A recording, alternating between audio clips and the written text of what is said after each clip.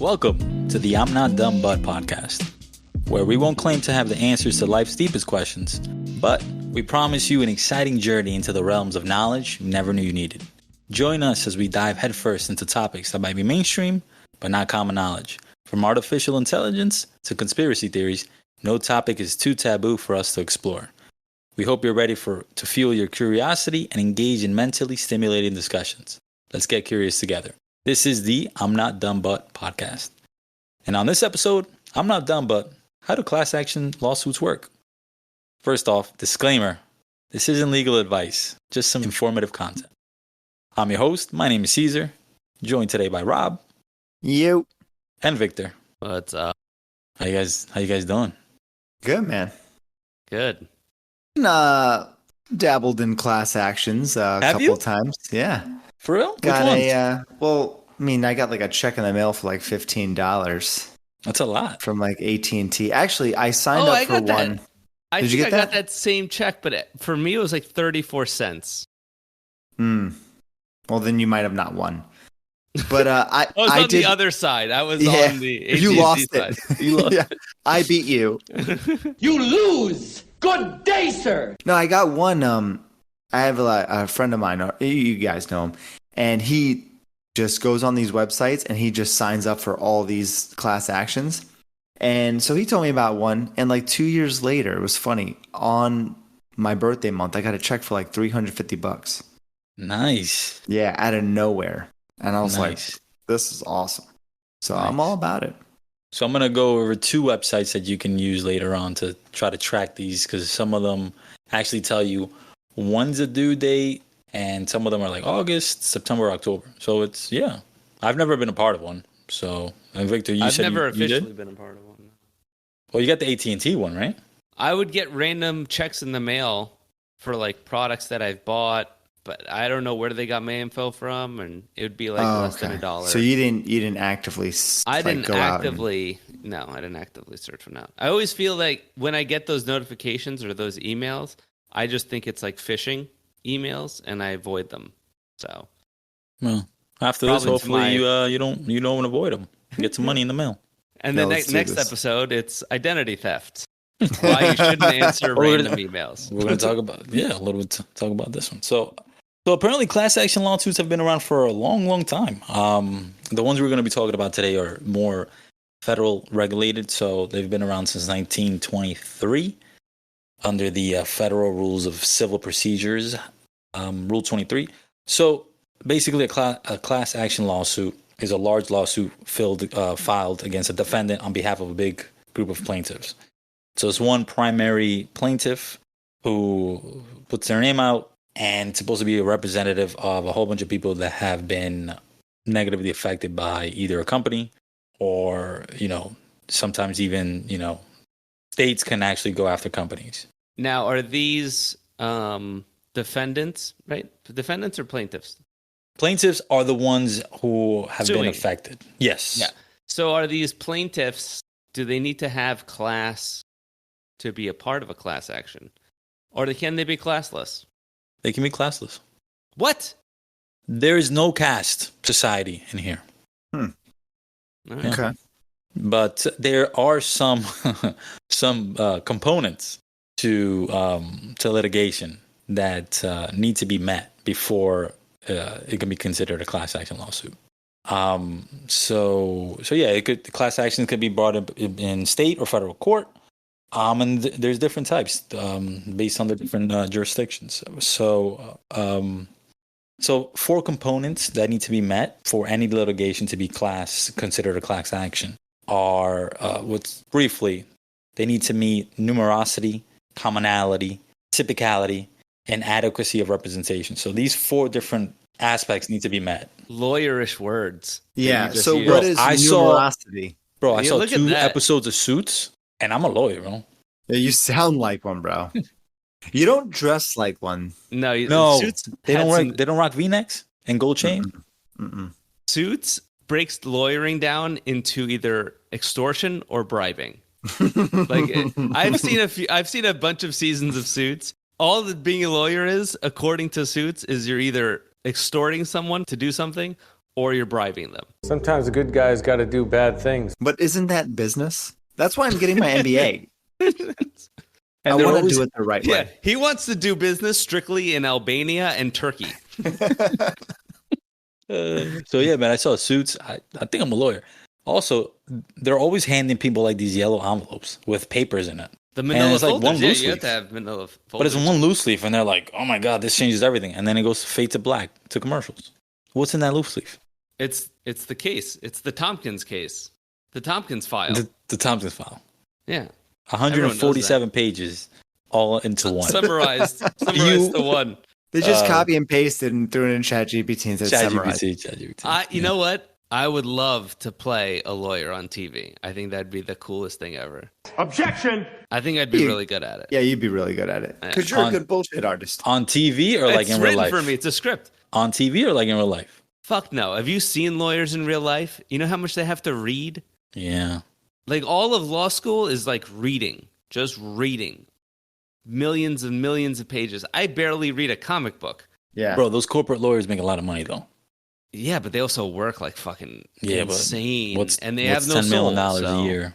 when I used to work at the bank, this guy used to come in miserable. His wife was even worse. She didn't even look like a person. She had so much stuff done. But he used to come in. He came in one day, and he was like, if I could do it over, I'd never be a corporate lawyer. And I was like, why? He goes, I order boxes of lidocaine patches and I put them on my neck every single day because I get severe migraines from the stress. And I was like, wow, that sounds nice. And then I'd look at his like brokerage and he'd have like telephone numbers. Like it was insane. But he was miserable and he would complain about it all the time. Then he would walk out and he would just add another account to his name and get commissions on Yeah. Well, it was forced to. that. So those are, four components that any litigation needs to be. So in terms of numerosity, it just basically means when doing my research, I didn't see like a exact number of people that need to be considered a group, but from the things that I've saw, minimum 40. So you need minimum 40 people that have been affected to be considered a class action. So some of these cases, like we're going to be talking about later, the Facebook case has 100,000 users. So it can go from minimum 40 to like over 100,000. And that's just numerosity. Commonality is all these individuals need to share a common claim and claim that they all needed to be impacted in a certain type of way. Whether it's, let's say, like people getting overcharged for a service, or let's say the people bought printers and they all blew up. That needs to be common amongst all plaintiffs. Then there's typicality. That just means that the main plaintiff, the one who's going to go on the name of the case, has to share commonalities between all the plaintiffs. They can't just get one guy who's, was negatively affected in a certain type of way, who doesn't represent the other plaintiffs, right? You need to have some person who actually, just shares same common traits with every individual. And then lastly, the adequacy of representation. One, you can't have conflict of interest between plaintiffs, and the lawyers who are representing you need to know their stuff and need to be able to represent you. So the plaintiff, you can't have a plaintiff who's also like works at the company. No, conflict of interest. Yeah. So for any litigation, these need to be not just like argued, they need to be proved. Those 4 different types of components before you can, before the judge is going to say, okay, you can, go into class action. And, why do they do it? Why do people do these class action lawsuits? What do you guys think that? Power in numbers. Exactly. That was Yeah. the first. That was Also, it would save time though, because how are you going to, let's say I'm a judge, right? Or just the legal system in general. I'm going to sit there and try 100,000 cases, all with the same, that are going to have the same defense against the same fucking defendant. Like, That just seems a waste of time. It's a waste of time, exactly. When these things are happening, like let's say, someone bought a printer and it blew up. And then you got some people in different states and they're all spread out. How do they combine all these people to meet the minimum 40? Like, do these lawyers talk to each other? Like, how does that work? Well, normally it's just either a lawyer or a firm that's representing everybody. Hmm.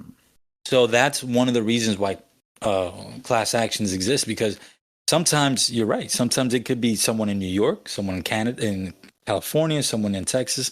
And how are you going to get all these people together? You know? So you're going to get one law firm, one lawyer who's representing the whole group and everybody, whether or not, because I think you mentioned that you used to get like emails and stuff to sign on. And that's how you do. You just sign on to it. Mm. And you just become part of the group. So the firms are actively looking for people, because I've always seen the Camp Lejeune, Yeah. commercials and stuff. If you or a loved one were stationed at Camp Lejeune between 1953 and 1987 and developed cancer, call now. I think, like I mentioned earlier, Facebook. I got an email from that saying that I get emails. I don't know how they got my email. That could be another podcast in itself. But that if I was a user between this date and this date, I can sign up for this and get some money out of it. So of course, the more people, the better. Because realistically, I still don't understand how they come up with these damages, or how much money they're gonna get from the case. But the lawyers get about 25%. Oh, really? I thought they got more than 30. that. It's like 30%, 33%. Well, really? 25. Well, that's just to start off. So 25% of so Facebook's is original 785 million. That's the lawsuit. So forget Mega Millions. Yeah, the law firms get 25% of that, and then some later on. So then after that, and after more administrative fees, the rest is divvied up. When I was in a car accident, I sued after. The lawyer, they had it up front. Yeah, they got 33%. They got a third. That's their fees, and then they get some money from whatever they gave you. But that's a civil. They just got the. You sure? 33%. Yeah. Yeah. Oh, okay. But that's just an individual thing. The numbers that I saw was 25. But 25% of 785 million is a nice chunk of change. For the law firm. For the law firm. For the law firm. And then you split that over 100,000 people. Well, I think that's differently because from Suits. He's our best closer. If you're a partner in the law firm, you're going to make a certain amount from the cases and the clients. Everyone else is just paid like salary, from what I gather. Sounds like a pyramid scheme. No, because it's not a pyramid scheme. It doesn't come down. It's like you're an employee, right? So I'm going to give you a yearly salary of this. You're only going to make X amount of money. But since I'm a partner, the more clients I take on, the more settlements we go through, the more billings we get. I get my salary plus a bonus of the piece of the pie that I'm bringing into the company. Yeah, because you're bringing in the business. Because I'm bringing in the business. I'm a partner. I'm getting parts of the profit. It might be a little different for class action lawsuits. I just meant that in law firms in general, not class action lawsuits. Yeah, I've heard that too. I do know that if you're a main plaintiff in one of these cases, you do get a little bit more. Oh, the main plaintiff. Yeah, the main plaintiff, regardless of how many they are. I think. That. Yeah. So, and then after the law firms get their cut, whatever's left over, because a lot of the times it's just you see these large numbers like 785 million, but realistically, Facebook is only divvying up. I don't even know. It's not even that much. So, but yeah. So the benefits of joining a class action lawsuit realistically are, no out-of-pocket expenses. No one has to pay, for lawyer fees. And if you're going to do it by yourself, it's a lot of money, right? No stress for class members. The law firms usually make handling claims more efficient. We mentioned earlier, like these courts don't want to deal with 1,000 cases of the same thing. it's just inefficient. They don't have the resources to begin with on both sides, lawyers, judges, and even the claimants, right? Even the people who are, the plaintiffs. And then lastly, it simplifies the recovery process. So theoretically, it's one way to say to these companies who are technically might be doing something wrong, hey, change your ways. Because 1,000 people, 40,000 people claiming the same thing can change, theoretically, a company's actions over one person, one individual just suing them, right? So that's some of the benefits. Of course, you can always not have to do it. You can opt out. But realistically, I haven't really seen any negative downsides to it. Unless the only thing is, if you think that your claim you can claim like you've been hurt more than an individual. Let's say like earlier you mentioned like we bought a printer and it blew up. Well, let's say it blew up and it blew up and your whole foot or your whole leg got burnt. Well, you're not going to be. You might say, okay, I can probably get more from my damages than this group can. So that's one of the things about opting out. And like I mentioned, there's a couple of different types of class action lawsuits. There's securities class action, like what happened with Enron. What happened to Enron? Remember, I think they changed their name to ExxonMobil. I think that's what it was. Just kidding. I don't know. It was an electrical company, wasn't it?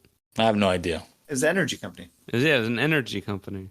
Whatever they it was. They were playing with their numbers and accounting, right? Yeah, they were like cooking their books and making them seem to. Stock price went through the roof. A lot of people have made a lot of money. But they went belly up. Yeah. Yeah, because they got caught because they were fudging their numbers. Everybody with a pension lost all their money. I believe there's this term for that. The more you fuck around, the more you're going to find out. Yeah, but those executives walked away with a lot of money, probably. Oh, I'm sure they're fine. No, I think the CEO and the the CFO, I think they went to jail. Oh, did they? Yeah. And they did end up paying back a lot of money. But you know why? It's probably the Bernie Madoff. You can't steal from the rich and think you're gonna get away with it. No, because justice is blind, bro. She's blind. Are you serious? Is that a show? Is that on Netflix? Ah, all right. Yeah, you can't steal from rich people. Yeah, that's why Bernie. Yeah. That's why Bernie got caught. So there's consumer class actions like for false advertising, and later on I'm going to talk about some cases that are actually kind of funny based on that. And then there's a breach of contracts. So when employers want to do some shady stuff, you can try to take them to court. No, so those are the different types of cases. Those are some different types of class action lawsuits. Yeah. So here's some of the famous ones that we've probably heard about, and they also include one of the huge payouts. Remember a couple of years ago, I think we were kind of young, but when Big Tobacco got sued, remember that? No. For what? For lying to the American people, saying that their products don't actually give you cancer. Wasn't that like a long time ago? A long time ago. Yeah. Wasn't that like... It was a long time ago. It was before Y2K. That was a long time ago. Oh, wait. Wasn't there a movie about this? With Russell Crowe? Was it? Hold on. I think there was a movie about this. Hold up. Wait a minute. I'm pretty sure I've seen it. Was that Philip Morris? Philip Morris. No, that's another movie. Oh, but that's who... So... In 1998, Philip Morris, R.J. Reynolds, and these other tobacco companies agreed to a $206 billion settlement at a minimum covering medical costs for smoking-related illnesses. So 46 attorney generals participated in the settlement and provided, and then the Big Tobacco had to provide them payments for 25 years. So this was the biggest settlement for a class action lawsuit. 206 billion over 25 years? Over 25 years to 46 different states. So they pay out this 206 evenly over 25 years? They don't take into account like the present value of that money? Yeah. So they're... yeah. And that money was divvied up between the states. So the states were, administered that money. So it didn't go to like an individual, like you and me didn't, sign up for something and get the, $206 little bit of piece of that pie. It was more like the states took it to run programs, do all this kind of stuff. Mm. The Insider. With Denzel? No, I don't even know what you're talking. I think that's Inside Man. The Inside Man. No, The Insider was with Russell Crowe and Al Pacino. He's a research chemist that comes under personal and professional attack when he decides to appear in a 60-minute expose on big tobacco. Never heard of it. It came out in 1999. I'd check it out if I were you. Did you see it? I did see it. I thought it was good. Yeah, Russell Crowe's good. It's one of those, like, they have like those older movies that like are very like, it's a slow kind of story. It unfolds. A slow burn. It's a slow burn. It's not like movies today where it's like you need action all the time. It's just a fucking, you get eased into it, and then stuff starts happening, and you're just enjoying the ride. Oh, I love those. Yeah, that's they don't funny. make those anymore. Yeah, I just thought like a lot of movies from back in the day are like that. Like lawyer movies, like what's the name? John Grisham movies, like A Few Good Men. That's good. The Firm, like those are just these like 3-hour-long movies where you're just like it's action in the end, but like it's kind of just slow throughout. But it builds on the story, and it's very immersive. I think there was one. You guys ever seen or heard about Runaway Jury? No. With that, no. John Cusack, right? John Cusack, yeah. It was also like dealing with like smoking and stuff. Oh, was it? Yeah, I think it was something like that. I could be wrong, but yeah, that was also a slow burn. And at the end, you're like, oh shit.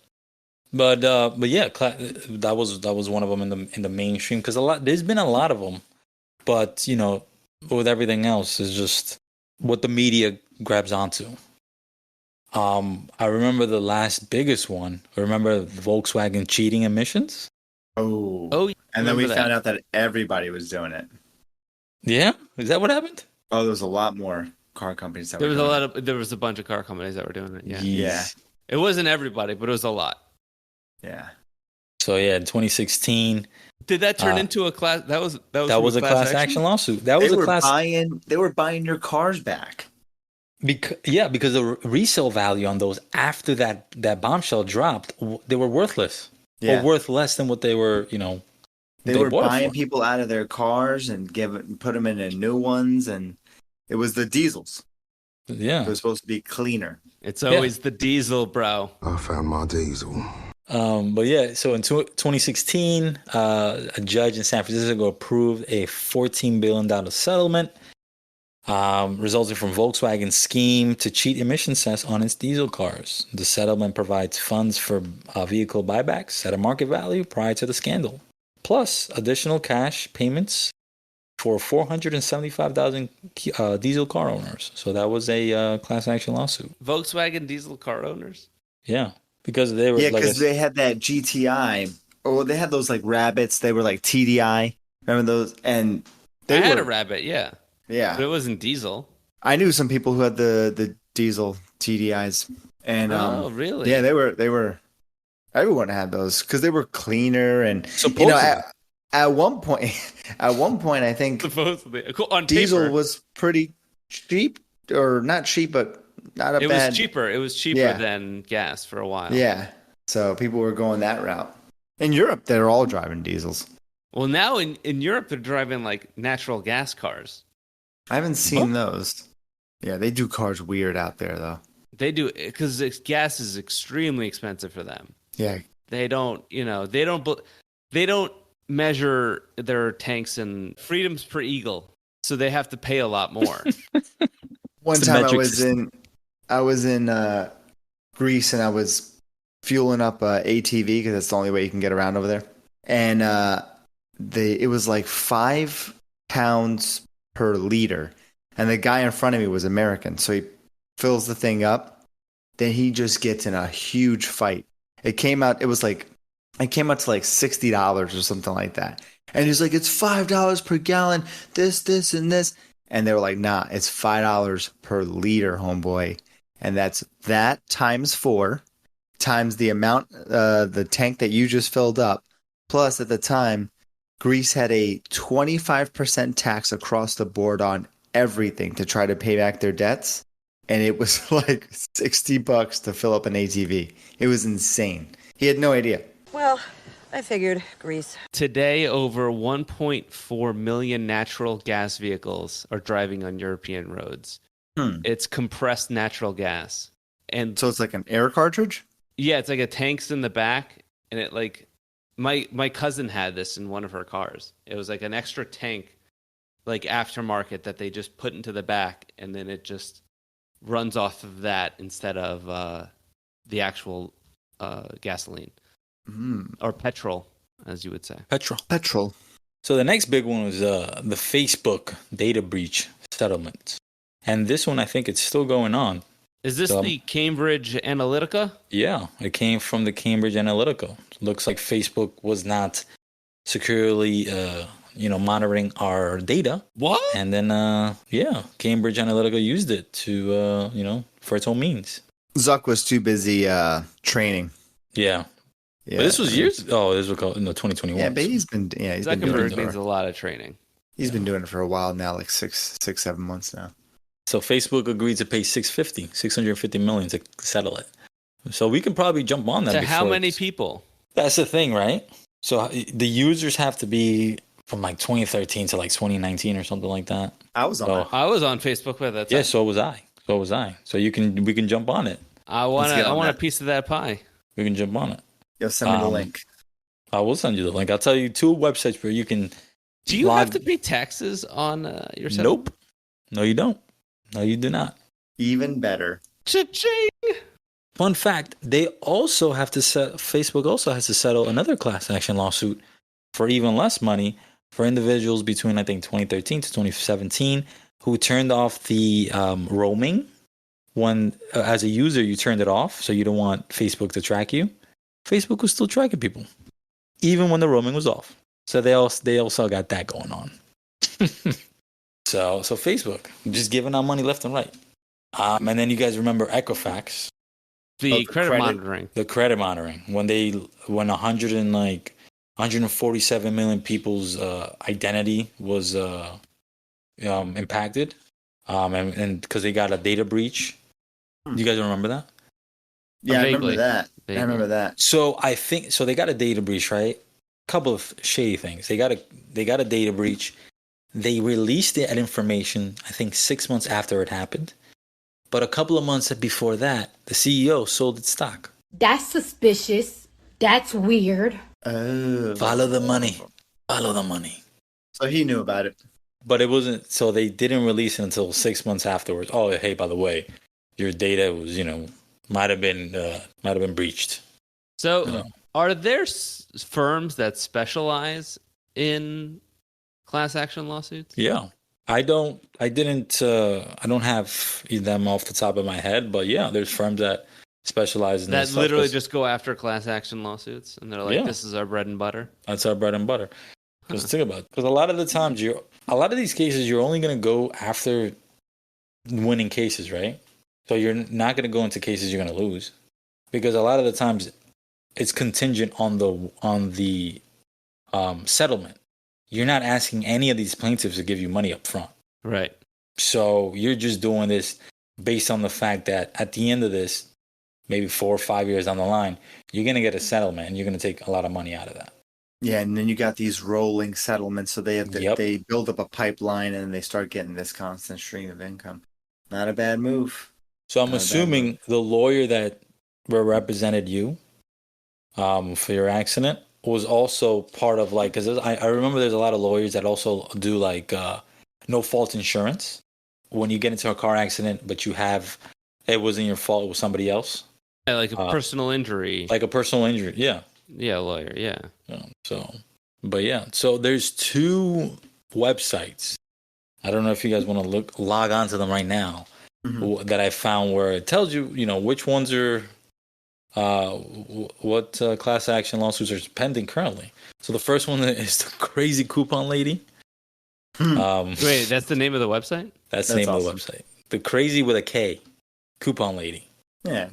This person tells you, the website you click on tells you which ones have a August 2023 claim deadline. So if you look, you could just get these in. you get these in, yeah, and they tell you how much it is, or how much you might get. Who qualifies? How much? And proof needed. Exactly. Oh my God. And it tells you the deadline too. So you got August, you got October, and December lined up, ready to go.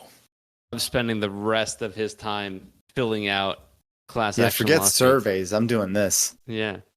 This is turning into like the new, like, credit card points thing. People are just jumping on this stuff. I think I saw one YouTube video where it's like this lady, that's all she does for some extra side hustle. And she's like, yeah, I just do these for whatever. And the last like 3 years, I've gotten a total of $3,000 in total from all these little claims. And you don't pay taxes. No, some of these don't need proof. And yeah. 100 ways to win, easy. So listener, the crazycouponlady.com, crazy with a K. Yo, get on that.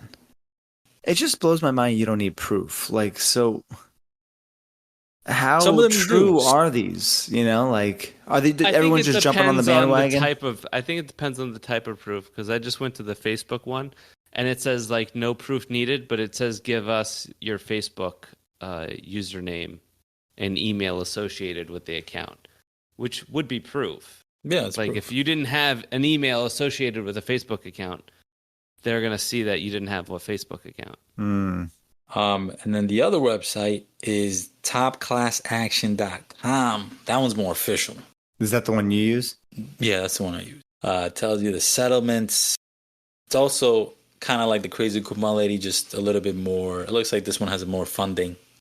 So a lot more class action lawsuits. You can do Turkish Airlines. I wouldn't fly them anyway. They have a special Armenian seating class. It's below economy. They just strap you to the wing. And then they deny that they ever did it. Typical. Yeah, I didn't even know about these. Because I would get them like in the mail, or like my friends would just text me and be like, yo, check this one out. And some of them like, oh yeah, this is legit. I did buy this product. It was stuff like AT&T or whatever. Everyone had AT&T at one point. So, but wow. You mean one of the 3 mobile services? Yeah. Thanks to Wifey. Wifey sent me one too. She got one in the mail. It was Haberfield versus Boohoo.com. Apparently this company sells like different types of products. But the funny thing is about this one is that the payout is defendants will provide a gift card with free shipping to customers outside of California who purchase products from the defendants. So, what do you get when you file this claim? You get a gift card to the company who you're suing. Wait, what? Yeah. You're suing this company for you products. Get store credit? And you get store credit as get store credit. And you it's receive the GameStop of lawsuits. One or more $10 gift card for the defendant's company for you to use. Unrecognized revenue. What kind of company? Is it like Target or something? I think it sells like hair stuff. Yeah. I think that's what it is. It's very specific. But yeah, you get congratulations for suing us. You just get $10 to just buy our products again. So that one's funny. And before we end the podcast, I'm going to go over some funny class action ones that are pretty funny. So those are two. So those are 2 websites you can look at if you're interested in doing class action lawsuits, getting a little bit of money in the mail. But before we there was class action lawsuits are actually, they have a significance within our history. And a couple are the state of Tennessee versus John Thomas Scope, or in other words, when the ACLU sued Tennessee for preventing public schools to teach Darwin theory of evolution. That case actually argued for separation of church and state, and that was a class action lawsuit. That was a class action lawsuit? That was a class action lawsuit. So not all of these class action lawsuits have to have some monetary settlement. And these change the way history has gone. Fun fact: Florida in 2008, actually, the Board of Education required their schools to explicitly teach evolution in public schools. They were not required before that because a lot of these schools were teaching. What is it? What's the other creationism? Theory? Yeah, creationism. Wait, so they were refusing to teach evolution? So they weren't required to teach evolution in schools until 2000. It's just the theory of evolution. So yeah, exactly the theory. It's just a theory, okay? Just the theory. Let's just clear that one up. I'm not going to stand here, present some egghead scientific argument based on fact. I like to drink beer, I love my family, rock, flag, and eagle. It's funny because I think the state of Tennessee also passed, I think in 1999 or 2000, whatever, that mentioning what you just mentioned, not criticizing the theory of evolution as to say like, okay, we're going to teach it, but we're not really going to, we're going to kind of discredit it. So a couple of years ago or 20, whatever it was, they were like, they kind of passed, the Board of Education was like, okay, let's teach it, but let's take this language out of it. It's just a theory. We'll just keep it moving. Another class action lawsuit with historical significance was Brown versus Board of Education. Well, that's a big one. That's a big one. That's argued against separate but equal schools, paving the way for to end Jim Crow laws in the U.S. That was a class action lawsuit. And the last one, Anderson versus Pacific Gas and Electric. Is that the Aaron Brockovich one? Our girl Julia Roberts. Yeah. Have you seen that movie? I've seen it a long time ago. Yeah. Rob, you seen a long that time movie? ago. Yeah. So, Rob, the company dumped long known carcinogens into the town water supply. What were they rated though? What was the You level? know what's funny? I was looking for the international rating. I couldn't find it. Go to our podcast. I couldn't find. Well, I did. I was trying to look for the list. The list where it was, but the substance wasn't on that list. But what's the one that the Cancer Society does here? Oh, the toxicology program, National Toxicology Program. Yeah, where they just break it into two.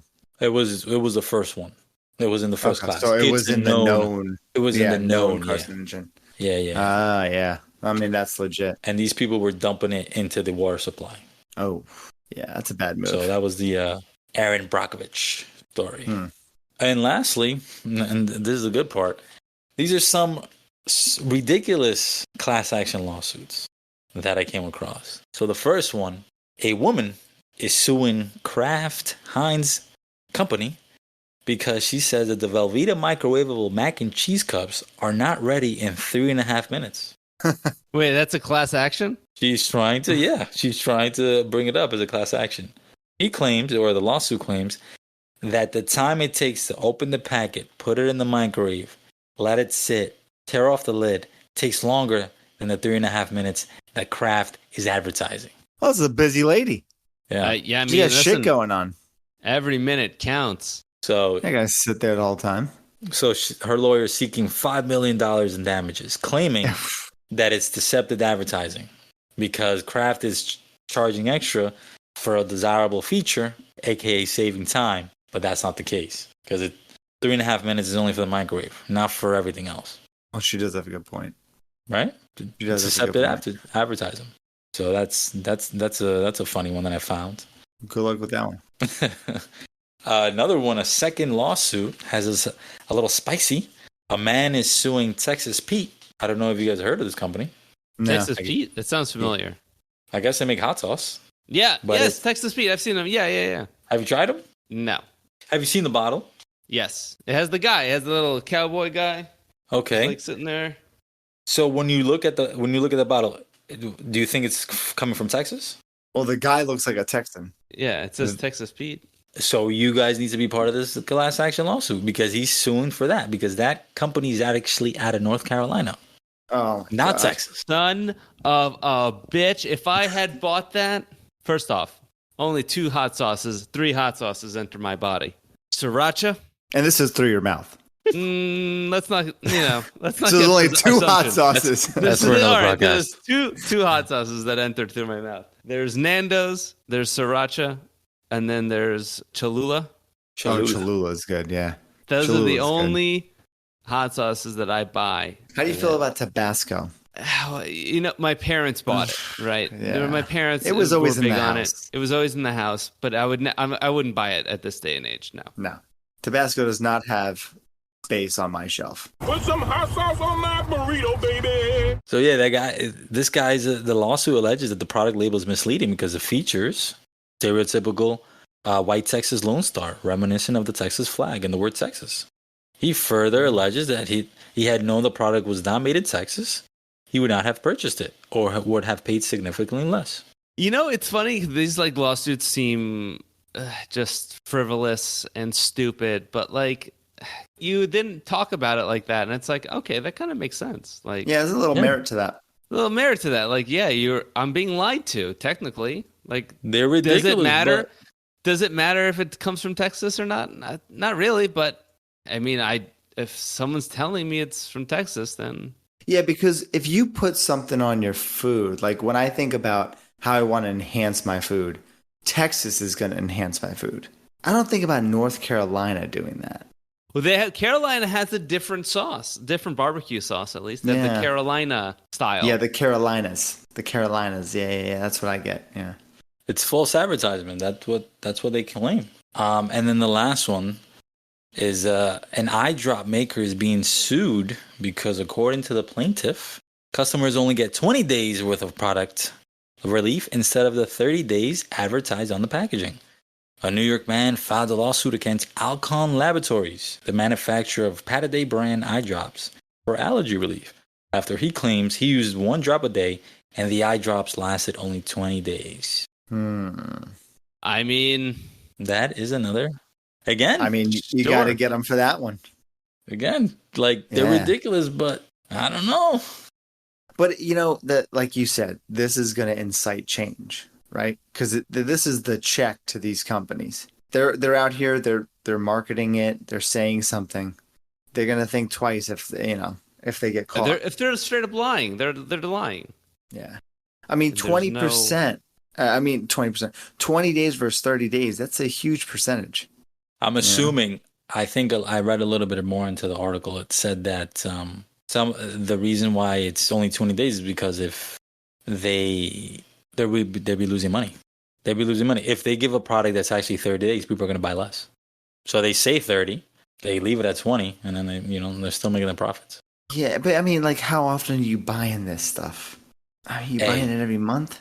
30-day relief. You might pay a little bit more for it because you believe it'll last longer.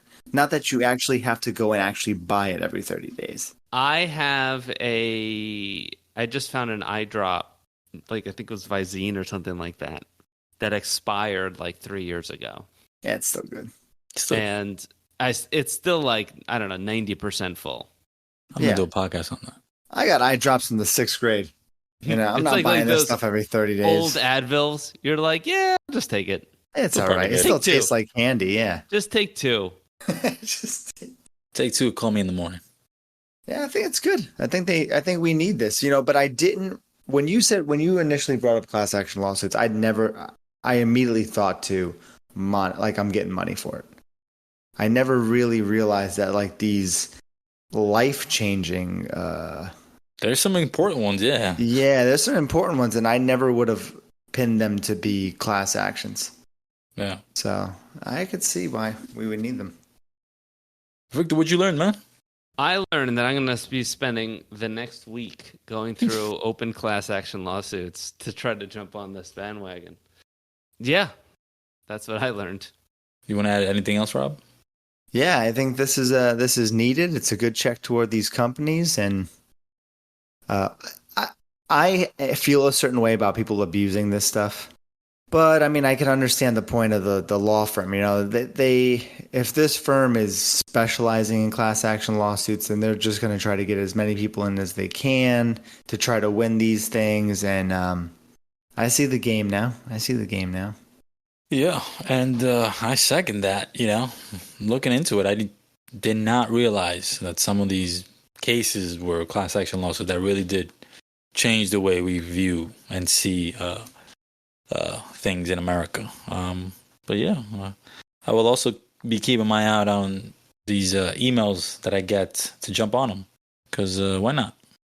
I probably will get a random check in like 3 or 4 years, and probably forgot that I did it. And I say, hey, I got 15 cents check. Perfect. So, well, according to these websites, they can go direct to your Venmo now. Oh, nice. Ooh. Yeah. Perfect. How considerate. So, thanks for listening to the I'm Not Dumb But podcast. Remember to follow us on Instagram and Twitter at I'm Not Dumb But for updates on upcoming episodes and engaging discussions with fellow curious minds. Keep exploring with us beyond the podcast. See you on the next one. Deuces. Later.